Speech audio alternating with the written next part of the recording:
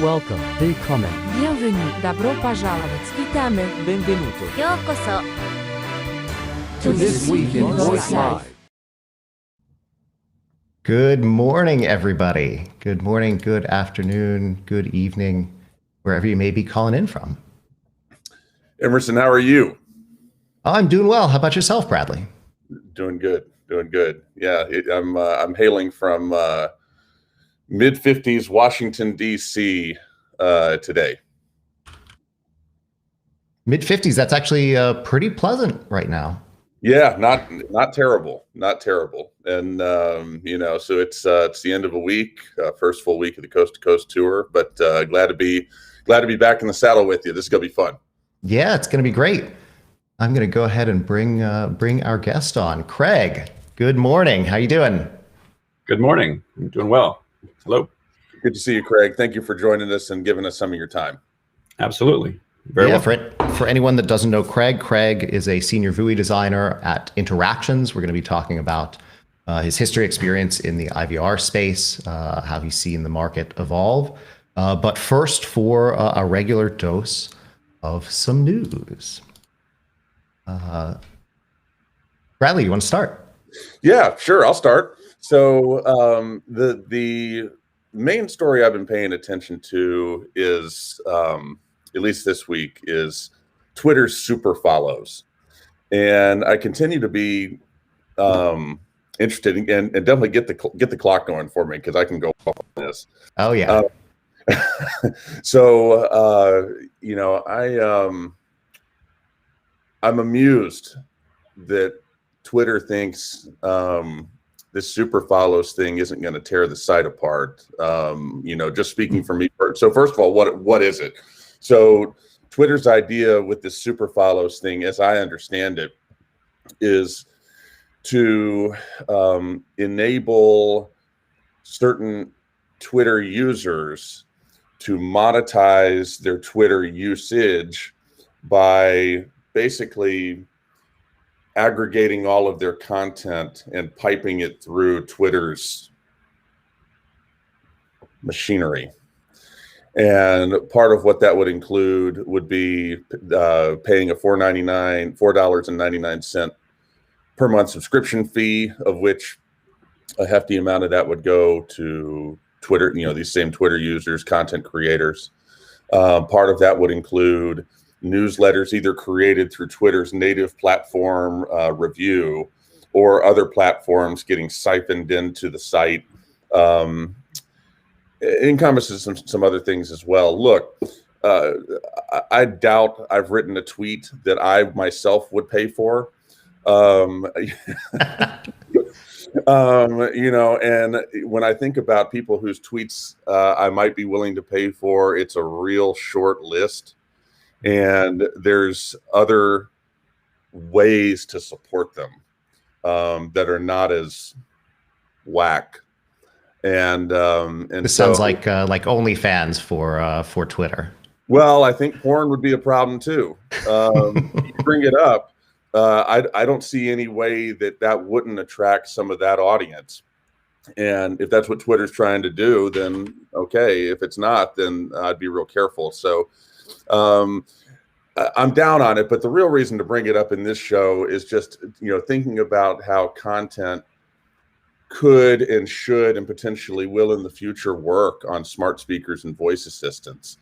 And is there a way, and I think the same thing, with Clubhouse and what I wrote about Clubhouse last night in This Week in Voice VIP, these models are interesting, but right now we're in this sort of house of mirrors in this weird transitional pandemic time where it's really hard to tell what's going to have permanence and what's not. And so I just look at these things and I say, what could work with voice assistants? And I think when you look at Clubhouse and when you look at Twitter super follows, there are some useful things that you could glean to implement some sort of social content-oriented model there. But these things, to me, aren't it. So I'll step down off the soapbox. Wanted to bring that up.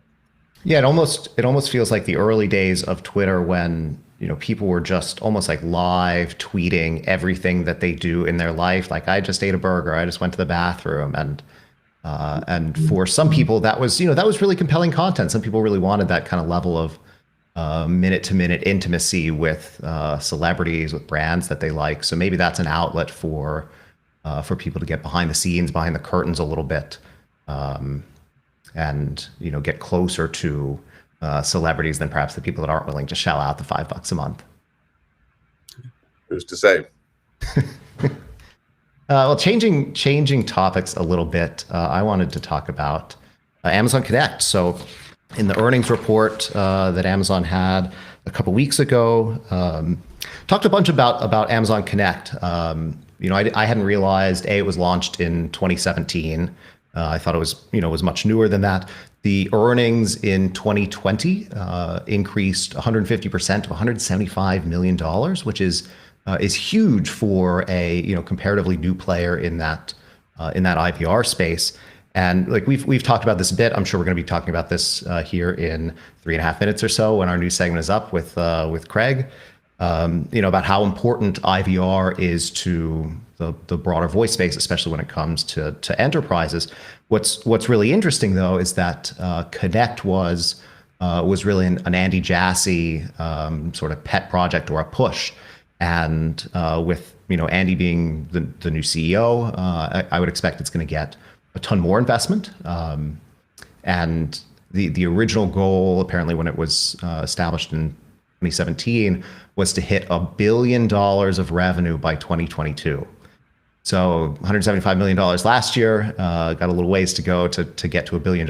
But yeah, I'd be curious to your guys' perspective on do you think they can get there? Do you think they're going to make that investment, make that push to try and drive that type of revenue, or even if they don't hit it, are they going to be satisfied with a new AWS revenue driver, certainly driving much more revenue than Alexa, for example?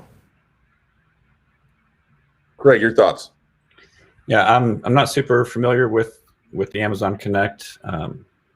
It seems like a pretty large leap to get to that 1 billion, but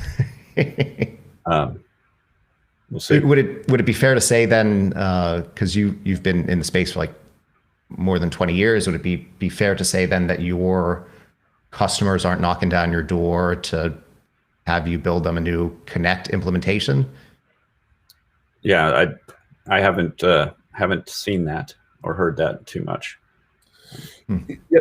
So Emerson, what's the one sentence descriptor of Amazon Connect? What's the difference between is Connect a product that lives within AWS? Like what is it? lives within AWS. I guess the one sentence or the couple word descriptor would be Alexa for IVRs. Giving conversational agents for IVAs, I guess, conversational agents to power and sit at the front end of traditional call centers. Well, my response to that would be that Amazon's problem is that doesn't address Amazon's problem in any way, and their problem is the fact that they're Amazon, and that's going to become more and more of a problem that they're Amazon. The attitude toward big tech. I just saw something else this morning. A couple of things. It's moving fast. And it's getting real grim and hostile toward these big tech companies. And so, they can make the great products. They've got a really odd challenge in front of them. It doesn't matter what the features are. It doesn't matter how they market it. They've got to figure out a way around, how to pacify the beast, and curb this appetite toward their deconstruction, and glad it's not my problem. So we've got 15 seconds left before we head into the news. Just a reminder for anybody that is watching on the various platforms, we're going to be giving away actually $20 Amazon gift cards to one random person who chats on each of the different platforms or on any of the different platforms. So we're on LinkedIn right now, we're on Twitch, we're on YouTube. Join in on the chat on one of those platforms. Post some questions for our guest Craig as we come into this new segment, and we will randomly select at the end and reach out to you. So without further ado, Craig, thanks again for joining us. Do you want to start and introduce yourself? Tell us about your background. Tell us about what Interactions does. Sure. Craig Dulany. I'm born and raised here. Live here in Omaha, Nebraska.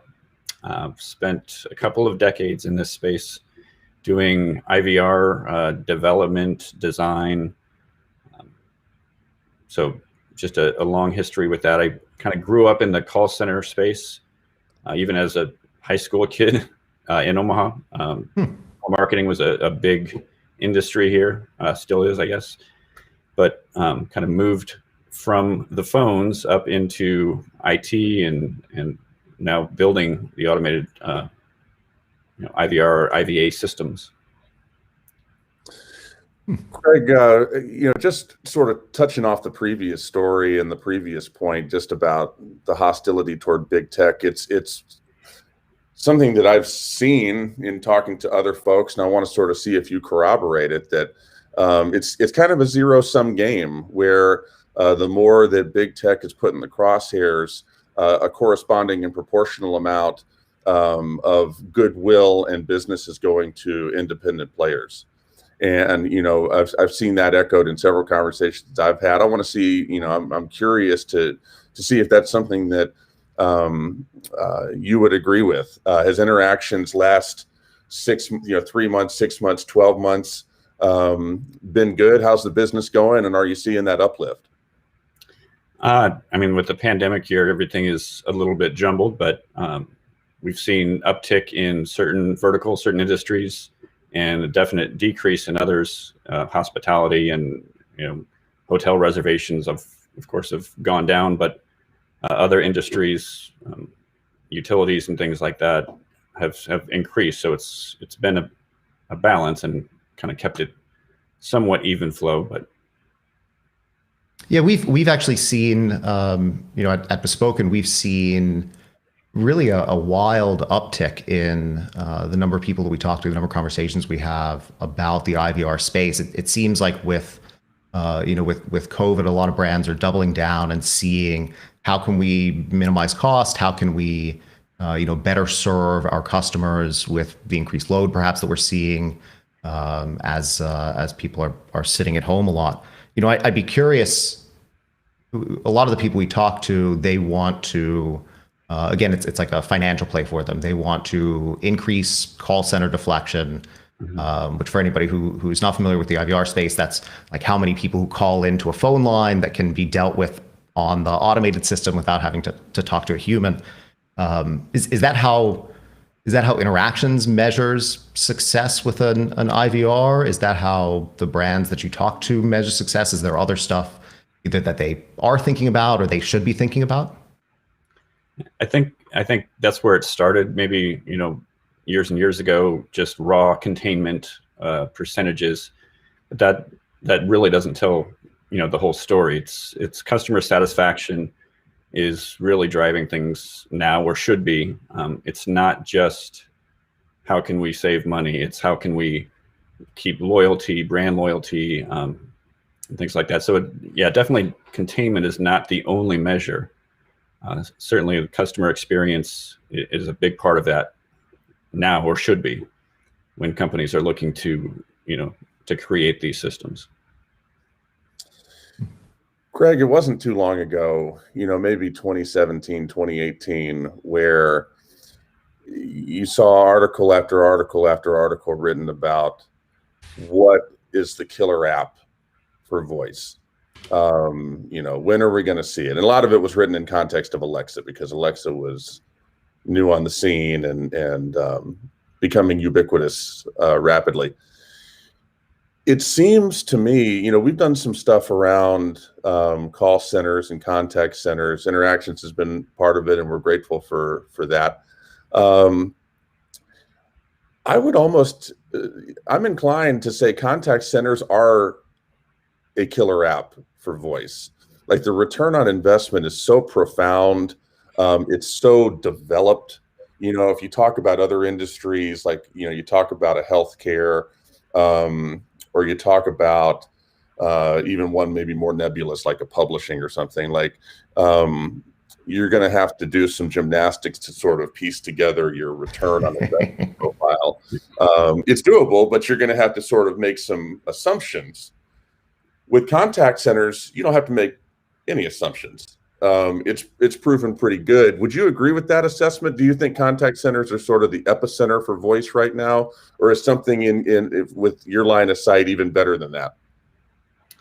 I think it's different for enterprise versus just regular customers or consumers or everyday individuals. So with contact centers, there's always been issues with attrition, just the hiring and maintaining a call center with staff, the turnover rate and burnout and things like that. I think that's a huge opportunity for voice to come in and help that, not get rid of agents altogether. I mean, I don't think that's ever going to happen. I mean, we need the the human touch for certain call reasons or intents that may not work well in an automated system. But the things that we can do, the repetitive type call thing, giving your balance or just checking statuses of an order, something like that, I think that's always going to be there, and it's a sweet spot that we can really, automate and offload some of the calls going to the human agents. Do you see enterprises still, struggling to embrace the new modern age of IVRs and digital contact centers? I feel like the legacy platforms and the DTMF based phone trees and things were pretty well understood, but with more modern conversational interfaces, do you see brands coming to you guys for that kind of consulting expertise? Yeah, definitely. And that is kind of our expertise, is the very conversational voice interactions. So the customers, I think companies are still a little bit leery or scared to change, to make a big move from a legacy system to a fully conversational experience. So there is probably some fear there still of change, and maybe some legal marketing folks that want to write the prompts, like here's your prompts, go build this. Like it's a little bit different. I mean, there's a learning curve for sure to create, again, good conversational experiences. I think the other thing to that though is the customers, the callers, need to and will get more comfortable with moving to a conversational system as opposed to an old DTMF or legacy IVR call tree. Callers, we have opening intents that just like, how can I help you? Very, very conversational. And we still get callers just saying card, like a credit card app. And we have to disambiguate and say, well, tell me more about your card. What is it that you're, give me some more information. And they say, I'm having an issue with my card. Okay. We have to, or the customers have to get more comfortable and trusting in these new systems that I can actually speak in full sentences. I can tell you I'm at the store and I'm trying to buy groceries and my card's declining. That's fine. You can say that, and our systems and the modern systems can understand that and determine intent and get you to the right place or help them the right way. So it's both. It's industries need to get comfortable with that, and customers, callers also need to get out of that old DTMF mindset or directed dialogue, just saying one word utterances to try to find out the right path for their need. Yeah, it doesn't need to be a Bill Belichick press conference. I think he did a press conference once where he just responded to everything with a one-word answer. Or maybe that was Marshawn Lynch. Somebody did that, or maybe both of them did. We've got 15 seconds left. Craig, in one sentence, the biggest thing that you are watching in the voice and AI space right now? Adoption and trust in these new systems to use them to their capability. Both sides, customers and enterprise. Thank you for joining us. It's great stuff. Yeah. All right, Yeah. now we are going to jump into a little game. So today we're going to be playing Dictionarium. Dictionarium is a game where it gives us a silly fake word, and we have to come up with a definition and all sorts of other things. I ought to be good at this. I'm going to share my screen here. Let's see. There we go. Bradley and Craig, if you guys want to log in, MQMG is the room code on jackbox.tv. And then anybody that is watching along, you guys can also join as guest judges. I would say if you're going to join as guest judges, because there is a bit of a delay between what you see on your screen and what will be going on the app. So if you're going to be joining as a guest judge, I would say pay attention to the app as far as the judging component. And then you can. Emerson, what? Oh, there it is. MQMG. That's it. Oh, it's a Q. Okay. MQMG. Fancy Q. Yeah, that's It looks like an O with the mustache. All right. Looks like everybody is in. So, and again, anybody listening in, you can go to jackbox.tv, type in the room code MQMG, and play along. And so here we go. Oh, hello. Welcome to the Dictionarium. It's a sizzling skillet of words topped with 2 eggs, hard-boiled. Yum. Check out this assortment of good people. In the Dictionarium, Yeah, you make an up evil definitions dictionary for there. made-up words, so there are no right answers. Relax into the game. If you're just watching right now, Ooh, Join 3 the audience participants. Enter the room 4. code and Uh-oh. play along. Let's rock! All First right. things first, I am assigning Let's you see a what word. nonsense word we get here. Write down a definition that you think fits this word.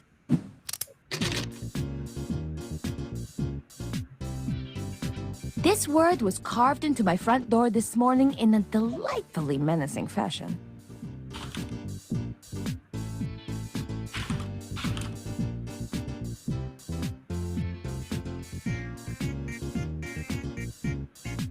Generating ideas is like generating power. There's no great way to go about it.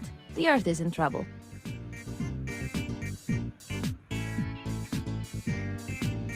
The word for anybody who is a participant who hasn't seen it yet, the word is craggle. Craggle. why are they using an actual word? Is that a real word? Oh no, the definition I gave is the actual definition. So. Oh, so it is a real word. I know it's not. I'm joking. You could have held firm to that and fooled us all. Come on, time is almost up.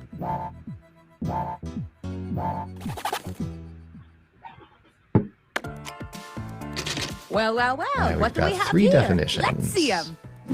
Craggle, a small troll-like being who lives on a mountaintop.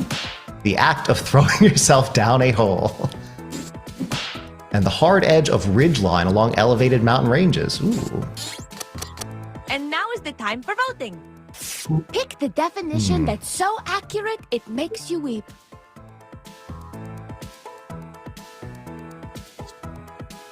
And remember, you can award bonus points to the ones All right, that so stole you your guys heart. gotta, Bradley and Craig, you guys vote for the ones that's obviously not yours that you like the most.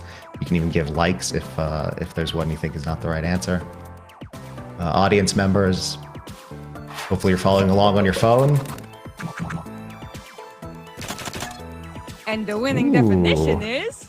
All right, a small troll-like being. Yeah, there we go. This isn't off to a good start. Yeah, this is like the last of these word games that we played, Bradley. Next up, you're going to think of a new word that fits All the right, definition round 2 you is a just little bit voted tougher, on. I think. In other 'cause, words, you're coming up you with have a to synonym. take that definition that we just came up with Give and me come another up word with that could mean the same a thing as the synonym. definition on your device. This round is quick, so write fast.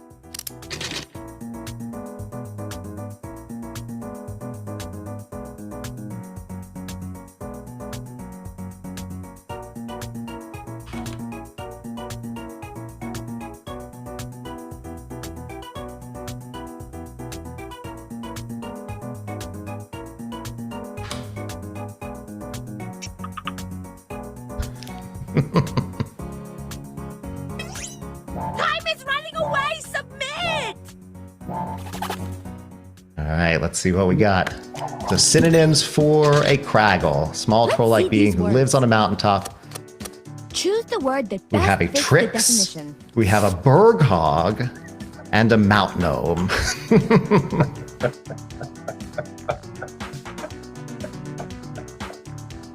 This is good.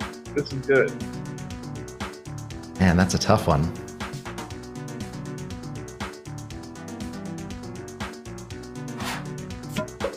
Craig, you didn't know you were going to be roped into something like this, did you? This The is winning synonym is Oh, wow. Craig takes a Craig's got nine. commanding lead. Yeah, bird hog is good, but Trix You need is to good watch too. out for these. How many people have called into one of your IVRs and asked to speak to a now berg we have a hog? brand new word and I need definition. to add that intent for Let's sure. use it. Yeah. Think of a sentence that uses the new word and write it down on your device. Remember, we put punctuation at the end of a sentence so it doesn't explode.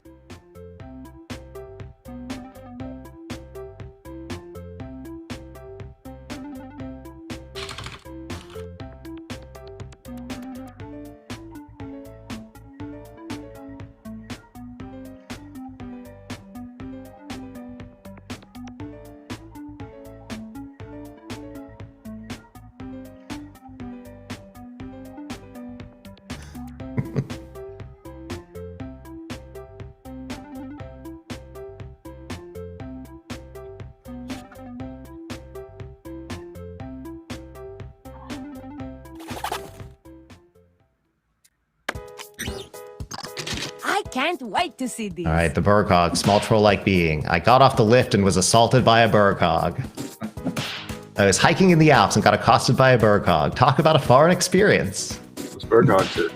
I told the berg hog his real name isn't berg hog at all, but instead it is Trix, and secretly he knew it all along. Time to vote. I wonder who wrote that. That's a good one.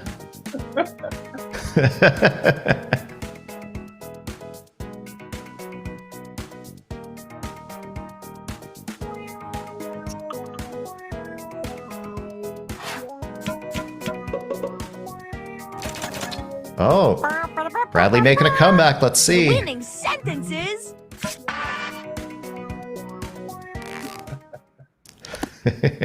Our new dictionary entry. Yay. Here it is, your dictionarium entry. Got a It print was so screen. special I Gotta could save that cry. picture. That's a But good I one. cried all my tears this morning when I watched. And Oprah let's see, interview. what are the standings But now, at the end of the let's pivot final and check out round? that scoreboard.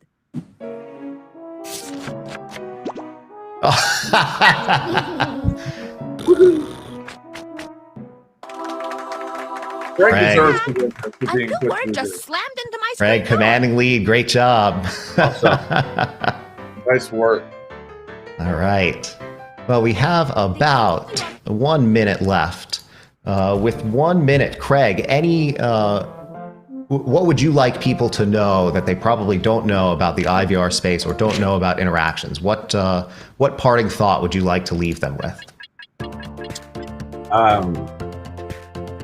It's always getting better.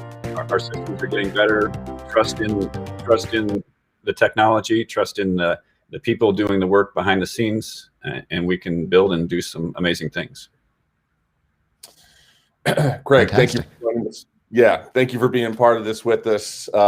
Emerson, great job with the game and just pulling all of this together like you always do. And also everybody watching on the various platforms, it's a big experiment for us as we continue to develop the show and see exactly what we want to be doing with it and grow it. So thanks for everybody who's watching, and Craig, especially thanks to you. Yep. Thank you very much. Yeah. Great. Appreciate all the support, guys. And we will be reaching out to people on the various social media platforms for the winners of the drawings.